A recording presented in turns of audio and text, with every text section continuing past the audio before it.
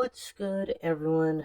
This is I'm a Dude playing a dude disguised as another dude, Mei Wang, the Dou-zhansheng-fo here with another rating, review, so on and so forth.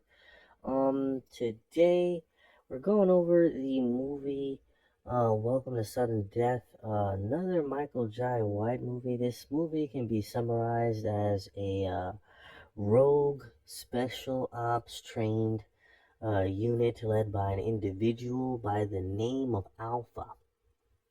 And Alpha's unit takes control of a Phoenix, Arizona sports arena during the season opener of in this cinematic universe's fictional National Basketball League that's pitting the hometown Falcons against the New York Knights. Alpha is a disgraced former soldier since dishonorably discharged due to breaches of power in his former unit's use of power when he was promptly on the force. The Army, or whatever branch he was from, militia-wise. Alpha holds a grudge towards arena owner and new media billionaire Diana Smart, who funded an investigation into Alpha's unit whilst him being a part of the military due to, again, potential inhumane or unethical abuses of power on Alpha's part. Security guard and former U.S. Army Special Operative or Special Forces operative and veteran Jesse Freeman, played by Micheal Jai White. Alpha's played by an entirely different guy. We don't care about that guy. But played by Micheal Jai White, teams up with the arena's janitor, Gus, played by Gary Owen, in an attempt to stop the assailants and rescue Jesse's daughter, Mara, who has been taken hostage alongside Diana Smart and her entourage on that particular day. First and foremost, this is supposed to be the remake or the remnants of a remake of the movie Sudden Death.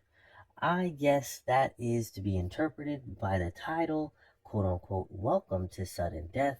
Personally, think that name is kind of idiotic. Maybe they could have just gone with Death Sudden or something if they were going to try to still use the same title from the original movie applied to this remake influenced motion picture. If you have seen my review on Trouble Man, another Micheal Jai White film that I recently reviewed a few days ago, you could take some of the same sentiments in regard to the effects or the issue with the effects portion from that and apply it to this movie, but I'd only apply it to the opening scene of the movie where terrorists, infidels are using jumper cables and car batteries to shock Micheal Jai White's character, i.e. Jesse, during a flashback of his time at war in, I don't know, the Middle East or something, or at least that's kind of the general energy. As well as I'd apply it to any time someone died via getting shot, as the blood was pretty funny looking, of the same type or ilk as like 8th grade Oobleck would look, just being like kind of red pinkish. It just didn't seem like the consistency or color uh, was right with some of the kills, especially this one kill where one of the henchman characters kills himself in a dramatic and rather unnecessary way. Um, it was a pretty, not even a funny kamikaze. It was just weird, eccentric. It didn't make any sense adjacent from that. How when Jesse's daughter got kidnapped in a bathroom scene, how they took her out the bathroom into a crowded lobby, or at least that's what we're so to believe, and his daughter was screaming. Wouldn't that have just basically alarmed everyone at that particular time, and they wouldn't have been able to do that? Especially similar to an entirely different scene where some of Alpha's henchmen attempt to kidnap Jesse's son as well after already kidnapping his daughter, and they essentially can't kidnap his son because his son is in the stands, which is a public place, and the attempt at child abduction essentially just doesn't work because there's too many people around for it to take place, and the people around are just like, hey, back off, you know?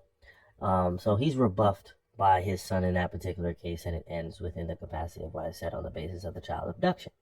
So I find that weird in that nuance because that's an entirely like same type of iterance or comeuppance or occurrence that is very similar to how his daughter was abducted and she went into a public space, yet, she was kidnapped. But I digress. Just had to highlight that point because his daughter being kidnapped is a very large focal point as it pertains to a motivation for, Jesse doing what he does within the concept or basis of this movie. So I digress once more. Um, and aside from that, movie's all right. I'd give it mm, I want to say it's a 7, but on my harshest critique, it's probably a 6.8 out of 10. Um, but if someone told me they felt like it was a 7, it's okay. If anyone would say it's like lower than a 6.8, I'm not gonna say they're hating. They just didn't fucking like the movie, or don't like Michael Jai White or so on and so forth. But for what it was, it's all right. And comedian Gary Owen was cool too, I guess. In either instance, this has been Matt Wang, the Dou-zhansheng-fo, with another rating review, so on and so forth. Don't forget to like, comment, and subscribe. I'm out.